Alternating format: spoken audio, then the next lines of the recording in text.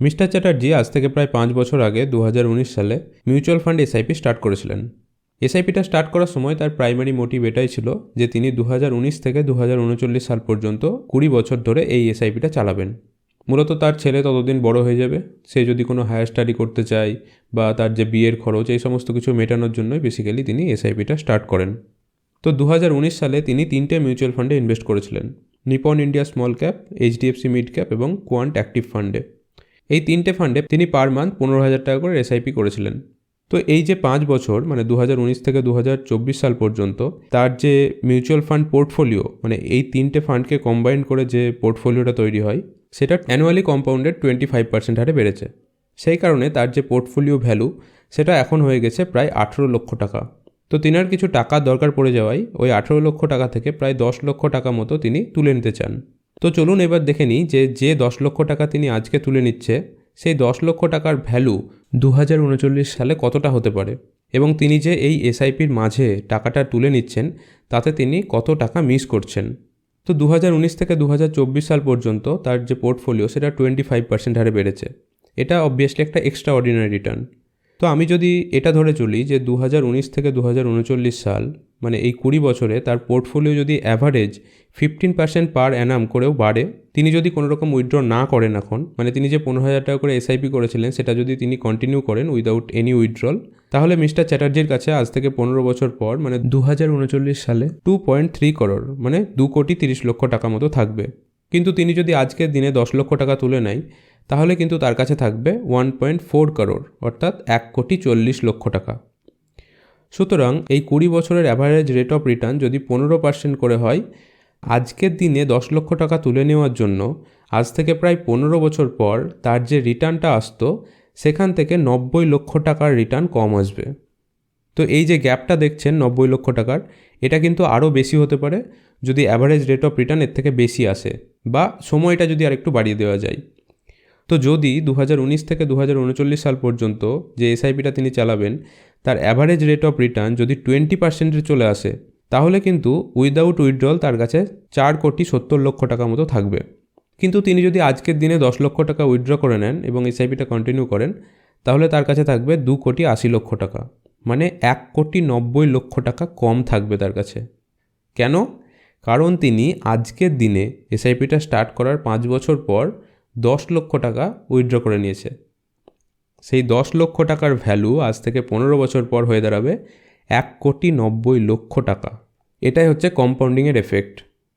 সুতরাং আপনি যে গোল নিয়ে এবং যে টাইম পিরিয়ড নিয়ে ইনভেস্টমেন্ট করছেন সেই টাইম পিরিয়ড পর্যন্ত অন্তত আপনি এসআইপিটা চালান, তারপরেই আপনি এসআইপিটা বন্ধ করতে পারেন বা তারপরে আরও এক্সটেন্ড করতে পারেন, কিন্তু কোনো মতেই তার আগে এসআইপি বন্ধ করবেন না, তাহলে কিন্তু আপনার গোল অবধি কখনোই পৌঁছাতে পারবেন না।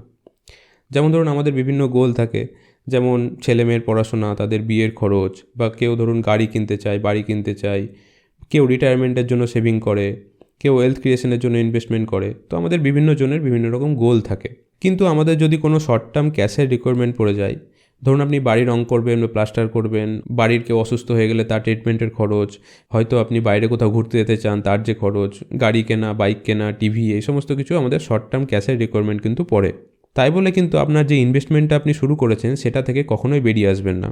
তার জন্য আপনি একটা আলাদা ফান্ড তৈরি করে রাখুন, বা সেই উদ্দেশ্যে আপনি একটা এসআইপি স্টার্ট করতে পারেন যে আমি আজ থেকে 5 বছর পর একটা ভালো গাড়ি কিনবো।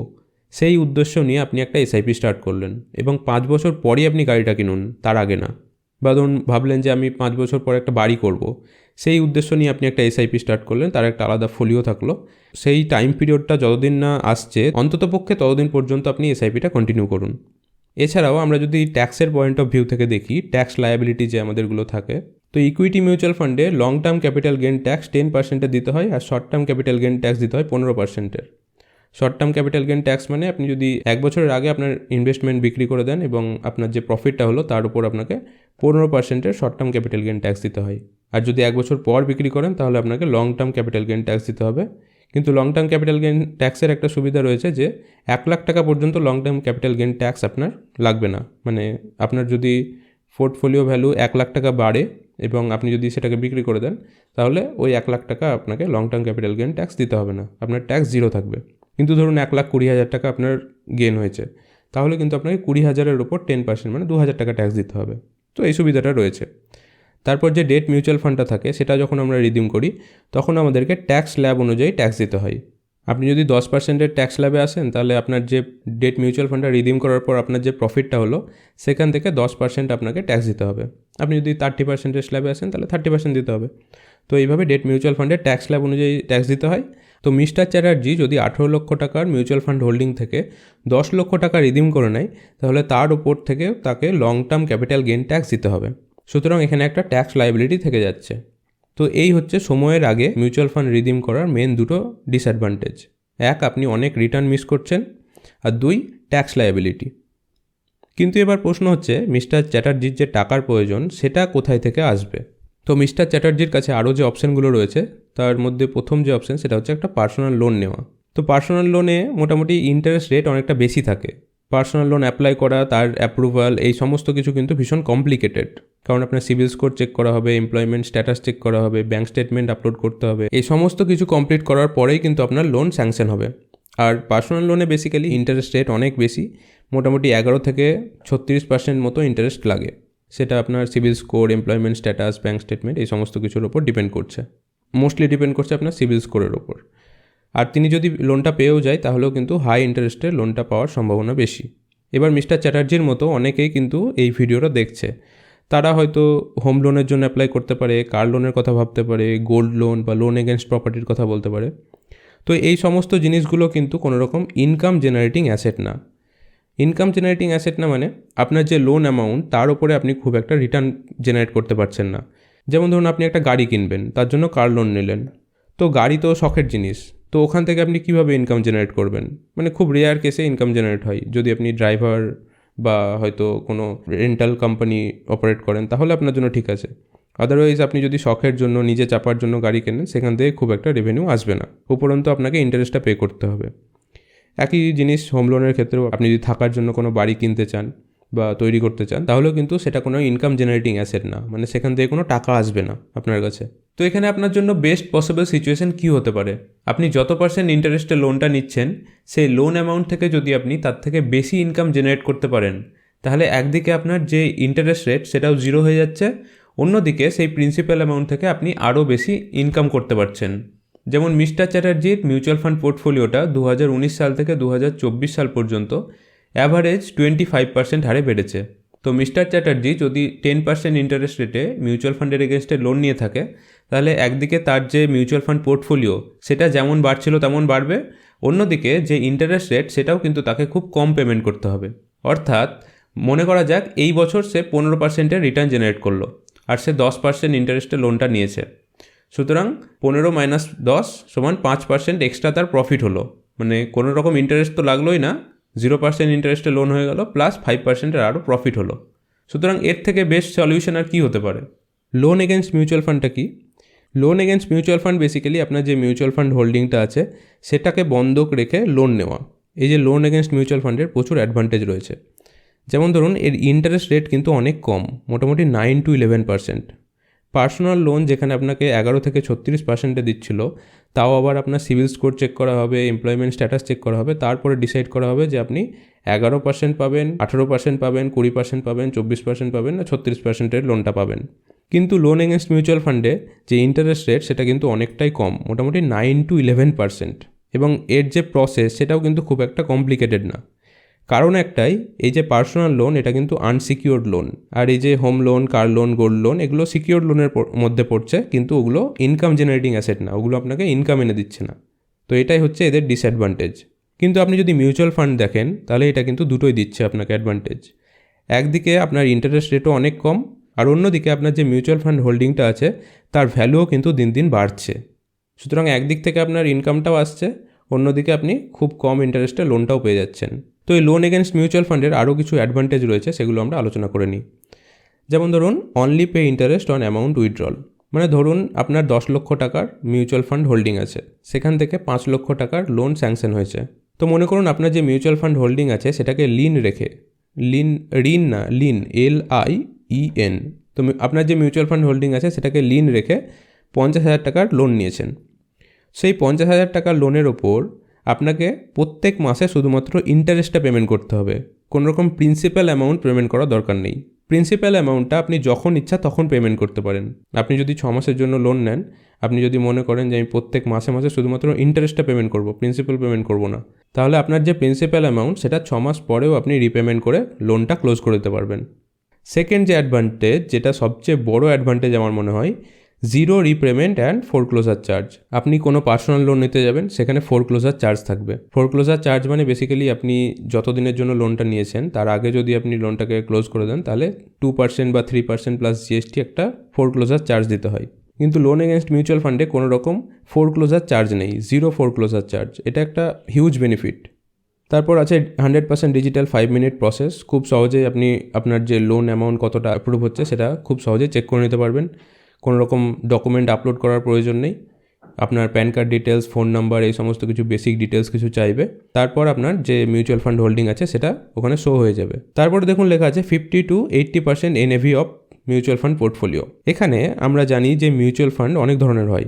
যেমন ধরুন ELSS ফান্ড। ELSS ফান্ড মানে ইকুইটি লিঙ্ক সেভিং স্কিম, যেগুলো ট্যাক্স সেভিং মিউচুয়াল ফান্ড বলি আমরা।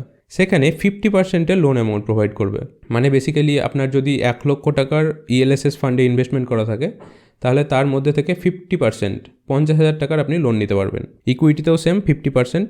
ডেট ফান্ডে দেখুন 80%-এর। ডেট ফান্ডে যদি 1 লক্ষ টাকা ইনভেস্টমেন্ট থাকে, তাহলে সেখান থেকে আপনি 80,000 পর্যন্ত লোন নিতে পারবেন। লিকুইড ফান্ডে যেটা 90%, মানে 1 লক্ষ টাকার ইনভেস্টমেন্ট থাকলে 90,000 টাকার লোন নিতে পারবেন। তো বেসিক্যালি আমাদের কাছে বেশিরভাগই ইকুইটি ফান্ড থাকে, তো 50%টাই আপনি ধরে চলবেন। আপনার যে মিউচুয়াল ফান্ড হোল্ডিং আছে তার অর্ধেক টাকার আপনি লোন নিতে পারবেন। সেম ডে ডিসবার্সাল, খুব সহজেই আপনি KYC কমপ্লিট করে আপনার যে লোন অ্যামাউন্টটা থাকছে সেটা ব্যাংকে ডিপোজিট হয়ে যাবে। মিনিমাম 25,000 আর ম্যাক্সিমাম হচ্ছে 10 কোটি টাকার লোন আপনি নিতে পারবেন। এই যে লোন এগেনস্ট মিউচুয়াল ফান্ড, এটা কোনো নতুন কনসেপ্ট না, এটা অনেক বছর ধরে চলে আসছে। কিন্তু আমি যে প্ল্যাটফর্মটা ইউজ করেছি সেই প্ল্যাটফর্মটার ব্যাপারে আমি আজকে বলতে চলেছি। সেটা হচ্ছে ভোল্ট মানি। তো ভোল্ট মানি বেসিক্যালি একটা মিডিয়েটারি হিসেবে কাজ করে। আপনি যে মিউচুয়াল ফান্ডের এগেনস্টে লোন নিচ্ছেন সেটা বাজাজ ফিনসার্ভ অথবা টাটা দিচ্ছে আপনাকে। আর ভোল্ট মানি একটা প্ল্যাটফর্ম শুধুমাত্র। আর এদের যদি সিকিউরিটির কথা বলি, তাহলে এরা ক্যাম্পস, কেফিনটেক, NSDL, ডিজিলকার দ্বারা অ্যাপ্রুভড, মানে এরা এদের পার্টনার। সুতরাং সেফটির দিক থেকে কোনো রকম কম্প্রোমাইজ নেই। ক্যাম্পস আর কেফিনটেক হচ্ছে মিউচুয়াল ফান্ডের RTA, NSDL তো ডিপোজিটরি, আর ডিজিলকার ওই ডকুমেন্ট ভেরিফিকেশনের জন্য। সুতরাং সিকিউরিটির দিক থেকে কোনো রকম কম্প্রোমাইজ এখানে করা হচ্ছে না। তো এরপরে আমাদের মনে অনেক ধরনের প্রশ্ন আসতে পারে, যেমন ধরুন আপনি যে মিউচুয়াল ফান্ডটা লিন করছেন, মানে যে মিউচুয়াল ফান্ডটা বন্ধক দিচ্ছেন বেসিক্যালি বাংলায় যদি বলি, তাহলে সেটা কখন আপনি ছাড়াতে পারবেন। তো বেসিক্যালি আপনি যত টাকা লোন নিচ্ছেন সেটা যখন আপনি রিপেমেন্ট করে দেবেন, তারপরে আপনার লিনটা ছেড়ে যাবে, তারপরে আপনি মিউচুয়াল ফান্ড ইউনিটগুলো সেলও করতে পারবেন। তো আপনি যখনই রিপেমেন্ট করে দেবেন তার 24 ঘন্টার মধ্যে AMC মানে অ্যাসেট ম্যানেজমেন্ট কোম্পানিকে লিন ছাড়ানোর যে রিকোয়েস্ট সেটা সেন্ড করে দেওয়া হবে।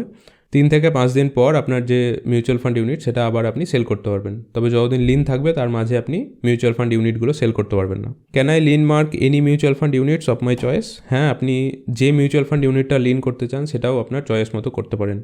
এখানে যখনই আপনার ডিটেলস দেবেন সেখানে দেখিয়ে দেবে আপনার কোন কোন মিউচুয়াল ফান্ডে ইনভেস্টমেন্ট আছে। আপনি যে মিউচুয়াল ফান্ডগুলো লিন করতে চান সেগুলো মার্ক করে দেবেন, শুধুমাত্র সেগুলোই লিন হবে এবং তার এগেনস্টে আপনাকে লোন দেওয়া হবে। Do I have to pay interest on complete lien amount? এখানে আপনার যে লিন অ্যামাউন্ট থাকছে তার উপরে ইন্টারেস্ট দিতে হবে না। আপনি যত টাকা ব্যাংকে উইথড্র করছেন তার উপর আপনাকে ইন্টারেস্ট দিতে হবে শুধুমাত্র। এবং আরও একটা ফ্লেক্সিবিলিটি রয়েছে, সেটা হচ্ছে এই ইন্টারেস্টটা কিন্তু পার ডে হিসেবে ক্যালকুলেট হয়। মানে ধরুন আজকে আপনি লোনটা নিলেন, আপনি 10 দিন সেই টাকাটা আপনার ব্যাংকে রাখলেন, সেই টাকাটা ব্যবহার করলেন। 10 দিন পর আপনি যদি রিপেমেন্ট করে দিতে চান, সমস্ত টাকা আপনি রিপেমেন্ট করে দিতে পারেন উইথ ইন্টারেস্ট। আর ইন্টারেস্টের জন্য আপনি যে 10 দিন টাকাটা রেখেছিলেন, শুধুমাত্র সেই 10 দিনের ইন্টারেস্টই আপনাকে পেমেন্ট করতে হবে, পুরো মাসের ইন্টারেস্ট আপনাকে দিতে হবে না। এটাও একটা কিন্তু বড় সুবিধা, মানে প্রচুর ফ্লেক্সিবিলিটি রয়েছে। আমি যদি 3 দিনের জন্য নিতে চাই লোন, সেটাও আমি নিতে পারি, 3 মাসের জন্য নিতে পারি, আবার 3 বছরের জন্য নিতে পারি। Will I be charge interest if I don't use the credit line? Lien করার পর আপনি যদি কোনো রকম লোন না নেন, তাহলে আপনার কোনো রকম ইন্টারেস্ট দিতে হবে না, এমনকি কোনো চার্জও দিতে হবে না আপনাকে। তো চলুন একটা উদাহরণ দিয়ে পুরো জিনিসটা বুঝে নেওয়া যাক। তো মনে করুন ভোল্ট মানি আপনাকে 5 লক্ষ টাকার ক্রেডিট লিমিট অফার করছে, কিন্তু আপনার 5 লক্ষ টাকার প্রয়োজন নেই, আপনার শুধুমাত্র 1 লক্ষ টাকার প্রয়োজন আছে। তো আপনি 1 লক্ষ টাকা নিলেন, 1 লক্ষ টাকা আপনার ব্যাংকে উইথড্রল হয়ে গেল, আর ইন্টারেস্ট রেট ধরে রাখুন 9.99%। এখানে যদি পার ডে ইন্টারেস্ট আমরা ক্যালকুলেট করি, তাহলে সেটা হবে মানে 9.99 ডিভাইডেড বাই 365, 365 দিন এক বছরে। সুতরাং হলো 0.027% পার ডে। তো এখানে একটা চার্জ আছে যখন আপনি প্রথমবার ডিসবার্স করবেন লোনটা, তখন শুধু আপনাকে 999 প্লাস 18% জিএসটি 1180 টাকা চার্জ দিতে হবে অ্যাজ এ প্রসেসিং ফি। এটা কিন্তু সমস্ত লোনের ক্ষেত্রে প্রসেসিং ফি দিতে হয়।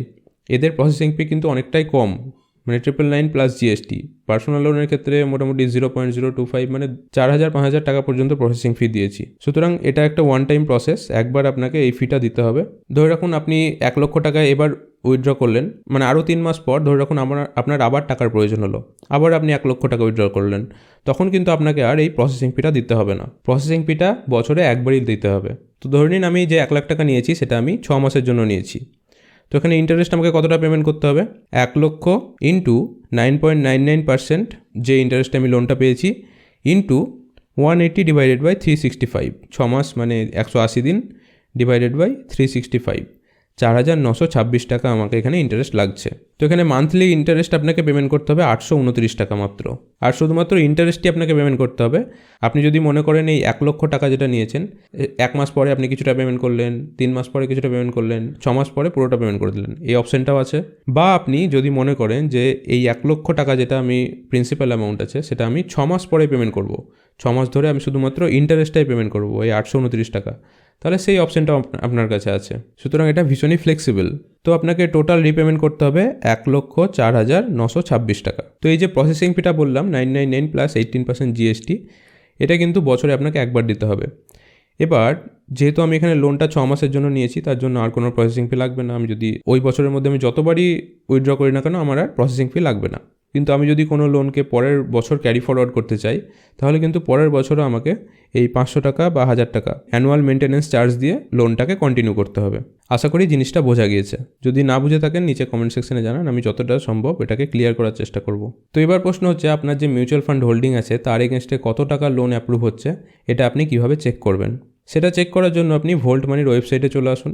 আমি নিচে ডেসক্রিপশনে এবং পিন্ড কমেন্টে ভোল্ট মানির ওয়েবসাইটের যে লিঙ্ক সেটা দিয়ে দিয়েছি। সেই লিঙ্কে ক্লিক করলেই এই পেজটি খুলে যাবে। এই পেজটি খোলার পর চেক এলিজিবিলিটি ইন 15 সেকেন্ডসে ক্লিক করুন। এরপর আপনাকে আপনার ফোন নাম্বার এবং প্যান কার্ড নাম্বার দিতে হবে। তারপর আপনি চেক এলিজিবিলিটি ফর ফ্রিতে ক্লিক করুন। ক্লিক করার পর আপনার ফোনে একটা ওটিপি আসবে, বেসিক্যালি ভেরিফিকেশনের জন্য। ওটিপিটা দেওয়ার পর কন্টিনিউ করলে আপনার কত টাকার লোন অ্যাপ্রুভ হচ্ছে সেটা এখানে দেখিয়ে দেবে। তো এখানে দেখুন আমার 7,56,200 টাকার লোন অ্যাপ্রুভ হয়েছে। তো আমার পোর্টফোলিও ভ্যালু যদি দেখি, তাহলে এখানে দেখুন 17,95,000, কিন্তু এলিজিবল পোর্টফোলিও যেটা সেটা হচ্ছে 16,80,800 টাকার। Eligible limit 7,56,000। এখানে দেখুন লেখা আছে নন এলিজিবল পোর্টফোলিও। নন এলিজিবল পোর্টফোলিও যে 1,14,200 টাকা দেখাচ্ছে, এটা বেসিক্যালি ইএলএসএস ফান্ডে ইনভেস্টমেন্ট আছে। ইএলএসএস ফান্ডে যেহেতু 3 বছরের লক ইন পিরিয়ড থাকে, সেই কারণে আমি এই ফান্ডটাকে লিন করতে পারবো না বা তার এগেনস্টে কোনো রকম লোন নিতে পারবো না। এখানে দেখুন আমাকে 10.49% পার অ্যানামে লোন প্রোভাইড করছে। এটা রিডিউসিং রেট, 0 প্রিপেমেন্ট চার্জেস। যেমনটা আমি আগে বলেছিলাম যে আগে যদি আমি লোনটা ক্লোজ করে দিতে চাই তার জন্য কোনো রকম ফোরক্লোজার চার্জ নেই, সেটা এখানে লেখা আছে। তো এরপর আপনাকে কন্টিনিউয়ে ক্লিক করতে হবে। কন্টিনিউয়ে ক্লিক করার পর KYC verification, bank account verification, review agreement করার পর সেট আপ অটো পে করতে হবে। তারপর স্টার্ট বাটনে ক্লিক করে আপনাকে শুধুমাত্র সাইন আপ করে রাখতে হবে। এরপর আপনি যখন চাইবেন, মানে আপনার যদি এখন লোনের প্রয়োজন না হয়, আপনার হয়তো 3 মাস 6 মাস পর প্রয়োজন হলো, তখন আপনি এখানে এসে আপনার যে লোনটা সেটা ডিসবার্স করতে পারেন। মনে রাখবেন এই যে সাইন আপ করার প্রসেস, এটা কিন্তু কমপ্লিটলি ফ্রি, এতে কিন্তু কোনো রকম টাকা আপনার কাটবে না। যখন আপনি প্রথমবার লোনটা নেবেন তখনই কিন্তু আপনার প্রসেসিং ফিটা কাটবে, তার আগে কিন্তু কোনো রকম চার্জ নেবে না। সুতরাং KYC verification, bank account verification, autopay, এতদূর পর্যন্ত মানে সাইন আপ প্রসেসটা পর্যন্ত আপনি করে রাখতে পারেন। তো জাস্ট ফর এক্সাম্পল আপনি এখানে দেখুন, এখানে 30,000 টাকার লিমিট ছিল, তার মধ্যে 17,000 টাকা আউটস্ট্যান্ডিং অ্যামাউন্ট, মানে 17,000 টাকা তুলে নেওয়া হয়েছে, 13,000 টাকার অ্যাভেলেবেল ক্যাশ আছে। তো আমি যদি এখন উইথড্র করবো ভাবি, উইথড্র নামে ক্লিক করলেই সেই টাকাটা আমার ব্যাংকে চলে যাবে। তো এখানে দেখুন ট্রানজ্যাকশন হিস্ট্রি সমস্ত কিছু দেখা যাচ্ছে, এটা আপনি অ্যাপে গিয়েও দেখতে পারেন। রিপেমেন্ট করার জন্য এখানে অপশান থাকবে, এই বাটনে মেক অনলাইন পেমেন্ট করে আপনি রিপেমেন্ট করতে পারেন। আবার এখানে ব্যাঙ্ক ডিটেলসও দেওয়া থাকবে, সেখানে যদি আপনি টাকাটা পাঠিয়ে দেন অটোমেটিক আপনার অ্যাপে শো হয়ে যাবে যে রিপেমেন্টটা হয়ে গিয়েছে। তো অ্যাপে অনেক রকমের ফিচার্স আছে, যেমন email holding statement, enhance your limit, margin call, এই সমস্ত আরও অনেক অপশান আছে, সেগুলো আপনি চেক করে নিতে পারেন। তো আশা করি বোঝা গিয়েছে মিউচুয়াল ফান্ড ইউনিট রিডিম করার পরিবর্তে আপনি যদি মিউচুয়াল ফান্ডের এগেনস্টে লোন নেন, তাহলে আপনার যে শর্ট টার্ম নিডগুলো আছে সেগুলো ফুলফিল হয়ে যেতে পারে, তাও আবার কোনো রকম এক্সট্রা ইন্টারেস্ট ছাড়াই।